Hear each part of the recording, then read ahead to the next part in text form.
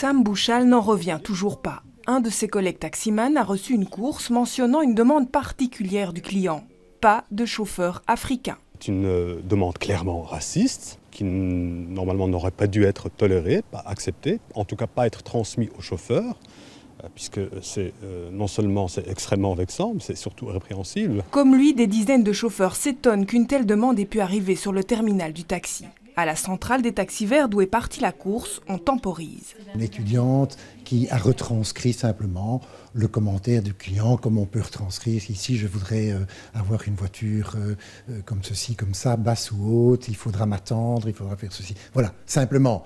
Mais c'est tout. Ça n'est évidemment en aucun cas chez nous un critère de choix de véhicule. Selon le responsable de la centrale, ce genre de demande est très rare. On a d'autres qui ne sont pas de caractère racial, mais qui sont tout aussi inadéquats en ce qui nous concerne. Et puis c'est tout. On ne va pas jusqu'à faire le catéchisme ou la morale au client. Ce n'est pas l'avis de la Fédération belge des taxis qui encourage les chauffeurs victimes de demandes à caractère raciste de déposer plainte auprès d'UNIA, spécialisée dans la lutte contre la discrimination. On n'est pas dans une question de morale, on est dans une question de loi. On doit respecter la loi, c'est une demande qui est discriminatoire et donc on ne peut pas la suivre, on ne peut pas la faire transmettre à l'ensemble des membres des taximens. UNIA traite une dizaine de dossiers similaires par an et pas uniquement du secteur des taxis.